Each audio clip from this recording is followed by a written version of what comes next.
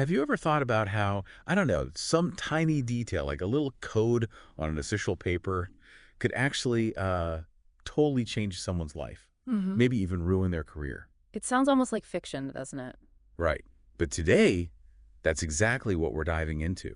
We're looking at a really critical issue: systemic abuse, fraud, even benefit denial affecting veterans. Yeah, and it's all tied to these hidden codes. And our source material for this deep dive is, well, it's pretty powerful. We've got excerpts from an interview with a man named Edwin Crosby III speaking on a show called Veterans Forum. And, this wasn't happening in a vacuum. This whole issue surfaced around the same time. People were talking about Illinois veterans' benefits being, frankly, bottom of the barrel compared to other states. Ah, yeah. And remember the news about the, quote, deplorable conditions at Walter Reed Medical Hospital? Right, I do remember that. Well, this deep dive kind of goes beneath those headlines. We're looking right at the core root, you could say, the computerized systems managing veterans affairs across the country and these codes that were embedded in them. It's amazing how it all started for Edwin Crosby, the guest in our source material. Just a, quick news report he saw back in '74. He almost ignored it. Yeah, a real aha moment, but one that took years to fully unfold. So let's talk about that news report. Hmm? How did something Crosby initially just brushed off, become the spark for this huge decades-long fight? Well, it starts back in March 1974. Picture this. Walter Cronkite, CBS Evening News. Big deal. Yeah. He runs a short piece announcing the Department of Defense, the DoD, was going to stop adding these secret coded numbers called spin codes to veterans' discharge papers, the DD214. Spin codes. Okay, so secret codes indicating why someone was discharged. Exactly. But here's the catch. The part that made Crosby initially think, oh, this isn't about me. Cronkite reported that only like a couple 100,000 veterans with bad conduct and dishonorable discharges had these codes. Ah, so if you had an honorable discharge, like Crosby did, you think, okay, not relevant. Precisely. He just dismissed it, didn't think it applied.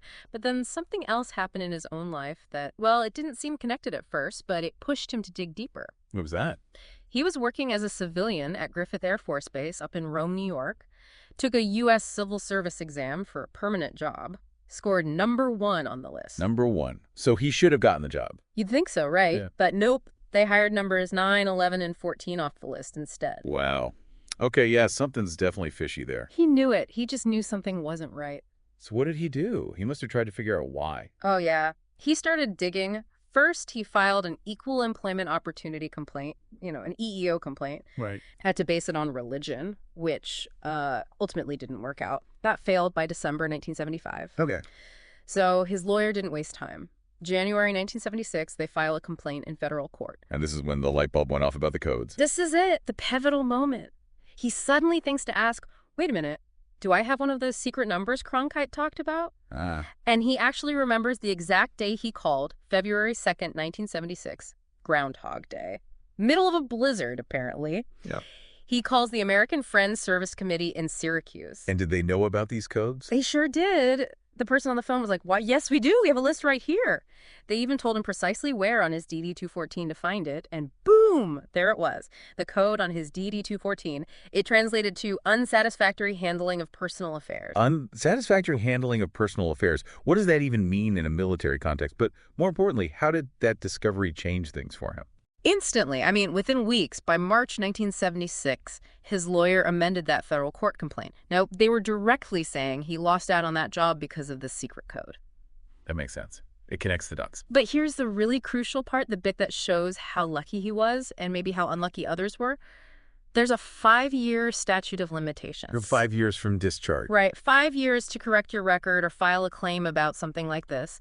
His 5 years were set to expire in June 1976. So he found this out just 3 months before the deadline. Just 3 months. I mean, talk about cutting it close. If he'd waited any longer, if that thought hadn't occurred to him exactly when it did. He would have been completely out of luck, no recourse. None? It makes you wonder, doesn't it?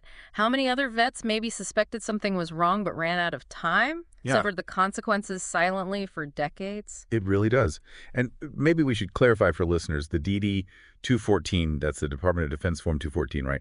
Every single veteran gets one when they leave the service. That's correct. And it's not just some piece of paper. It's fundamental. Yeah, our source material really emphasizes its importance. Without it, getting benefits, jobs. It's incredibly tough. Absolutely. Federal courts have actually called it the veteran's passport to civil life. Think about that. Your passport. The VA needs it. Employers often ask for it. It's vital. And these secret codes, like the SPN 411 you mentioned, were right there on this crucial document. Right there. The Army called them SPN, Separation Program Number.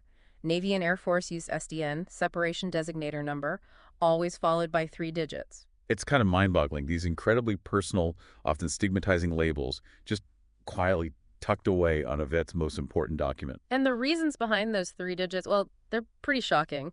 The list included things like bedwetter, homosexual, paranoid, schizoid, repeated VD, lewd acts, character and behavior disorders, even unsanitary habits or pregnancy. Wow. Just wow. Yeah. That specific and that damaging. So if they were using codes for things like that, what was the original idea? What did the government actually intend?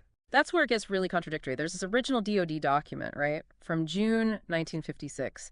It was actually Plaintiff's Exhibit Number 2 in Crosby's case, court sealed. Okay. This document ordered them to put these codes on the DD214.